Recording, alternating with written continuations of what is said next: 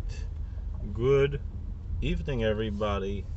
On Quora.com, we got a question from Paola Story asking why is it that the Orthodox Jewish men wear clothing that is not even remotely related to the Bible, and he mentioned all the various styles.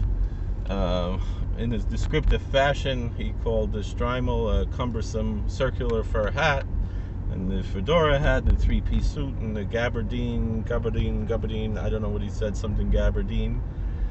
And like he said, they're not even remotely related to the Bible. The most simple answer, before anything else, and before trying to, excuse me,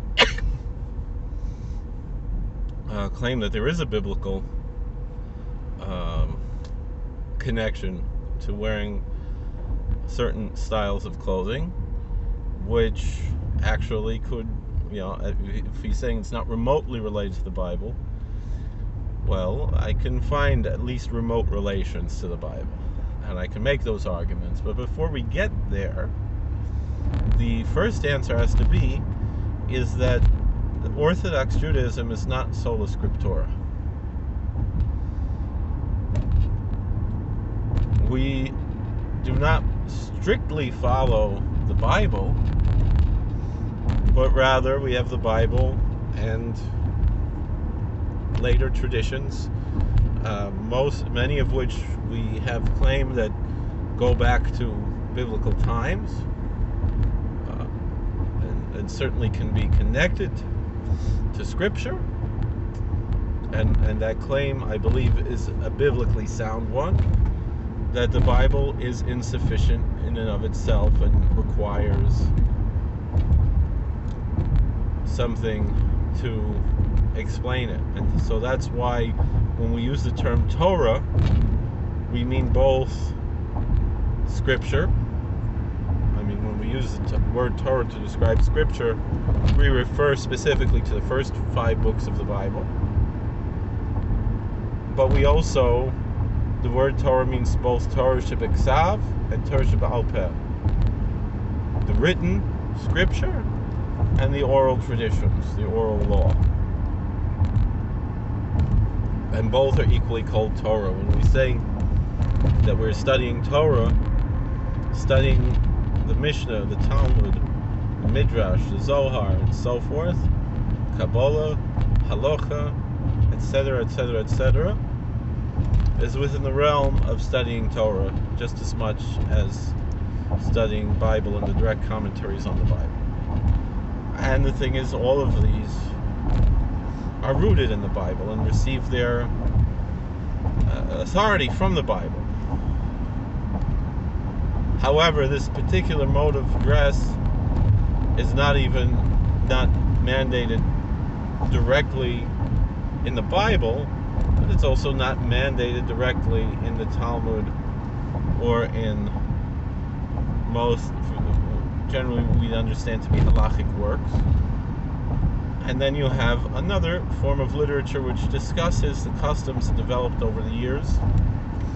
Now, when it comes to customs, there are 2 types of customs. There are universally binding customs. For example, the 7th day of Tabernacles, to take a willow branch and beat it on the ground, is a universal custom. And then there are local customs.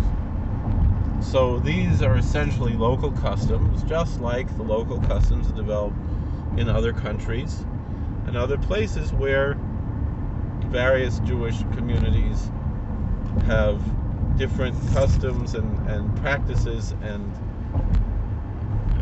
hanhogos, I think it's less than a custom, practices, communal practices to identify identity with a particular community. And that's where these come from. It doesn't have to come from the Bible. Not everything that we do certainly is not from the literal words of the Bible. They're from how our traditions interpret the Bible. And the truth is, some of these clothing, they'll put some biblical interpretations to them. I mean, there are certain things that we are clearly they're in the Bible. Not to shave the beard, although you could trim it, you could cut it, even with an electric razor. Not to shave off the corners of the head. These are clearly in Leviticus. To put fringes on the corners of one's garment. So that we do, and that's from the book of Numbers, and it's repeated in Deuteronomy. Those are clearly biblical. And the phylacteries are another example of something that, although the Bible doesn't explain exactly what they are, but our tradition says clearly, and it says that this is what it means, to the point of where this is called Halacha Moshe Sinai. This is called a Mosaic law from Sinai. That it's not something the rabbis invented. It's something that is law. The thing is that it's really not in the Talmud either that we have to wear these types of clothes. It doesn't say in the Talmud that to wear shtreimel, and it doesn't say in the Shulchan Aruch to wear shtreimel. It doesn't say in the Rambam. And the truth of the matter is, it's not a requirement. It's a custom. It's not even a custom. We could say it's a practice that exists in these communities. Pretty much, that's how they identify affiliation with these communities. They're old customs that go back even before the Hasidic movement. Most of these styles are rather old, not ancient, but they're old. But the other thing is that you're asking this question, well, why do we wear these clothes that are not related to the Bible? Well, even remotely related to the Bible. Well, with all due respect, even though it's none of my business, it's another religion.